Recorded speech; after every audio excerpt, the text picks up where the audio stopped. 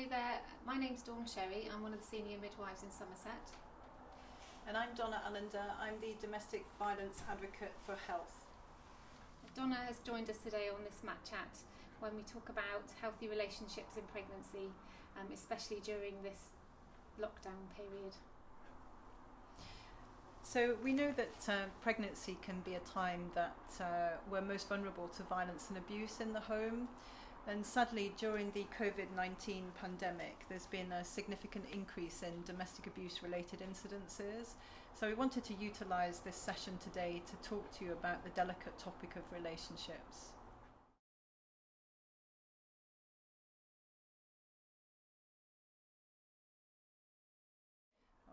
So tension can arise in any relationship, particularly during this unprecedented time where we're all expected to respond to lockdown measures.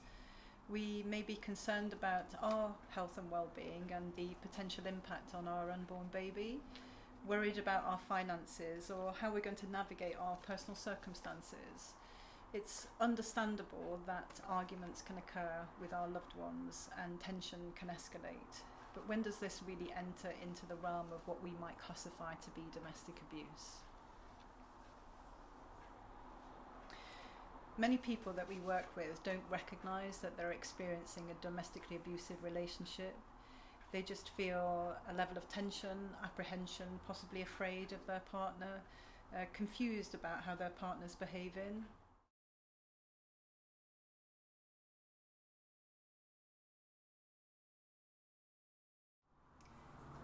It can be really difficult when you're in a relationship to accept that things aren't going the way that you would expect them to be, particularly when you're having a baby. You've got lots of hormones racing around your body that are telling you that this is the person you love and you're about to have a really lovely experience with a new baby. So everything in that situation is telling you that it should be going in one certain way. So it can be really hard to accept when things aren't going in that way and really, really difficult to recognise.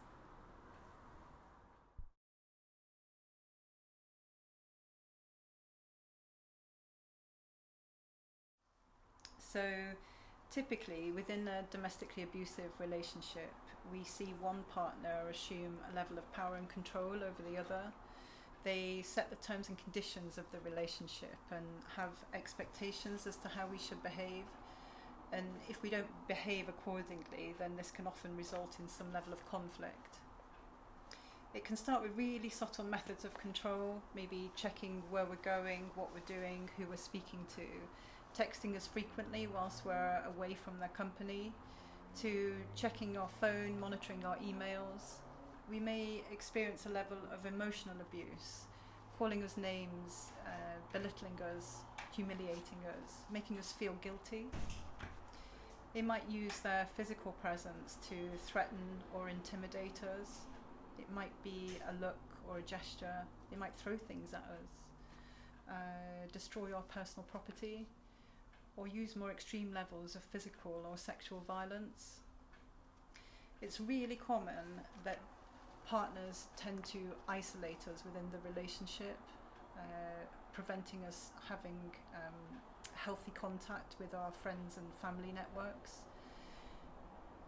They can sabotage this by disrupting our plans or texting us frequently whilst we're in their company, causing arguments when we return home, or accusing of us behaving differently when we've been in their company. Over time we might conclude that actually to keep the peace it's just better not to have contact. But sadly then we have nobody to share our concerns with, or nobody to reflect that actually what we're experiencing is an abusive situation. When we try to raise these concerns with our partner, they can often minimise the incident, shifting the responsibility, making us feel that it's all our fault. Often on one level we might accept that maybe it is our fault. Maybe if I had behaved differently then that might not have occurred. But instinctively we know that this is not what a healthy relationship should look like.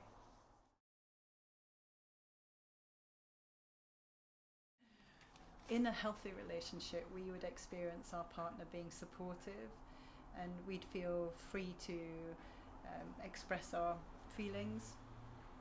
They would listen to our opinions and be emotionally affirming. they'd respect our right to have access to our friends and family and to engage in our own activities.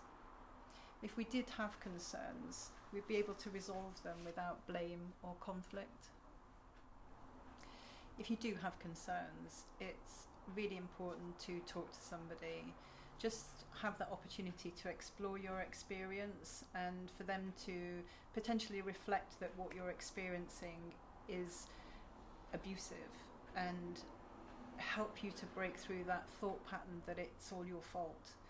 It may help you to become a little bit more conscious and aware of the patterns of behaviour that your partner's using to control the situation.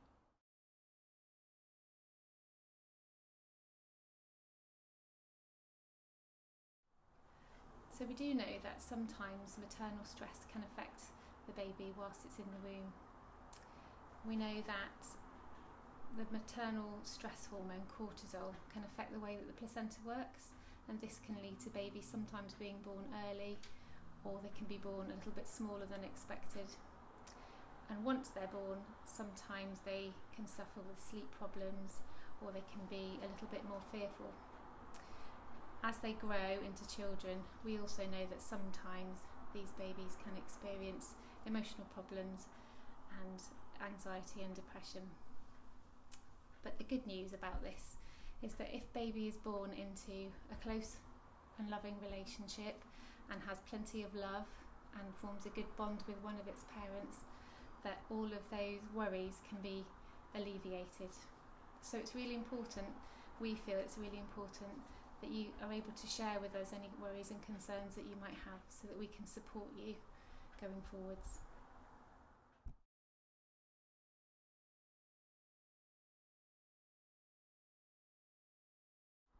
So all of our midwives are trained to respond to your health and wellbeing needs, and that includes your relationships.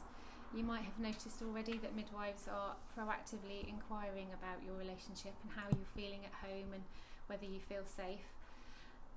And that's much easier for us to do at the moment because partners aren't allowed to come to any of our consultations. So do please feel assured that we will treat everything that you've said to us with confidentiality and sensitivity. So our midwives will work alongside you to create a plan of care to help you to feel safe and to refer you on to any services that you might need to offer some specialist support.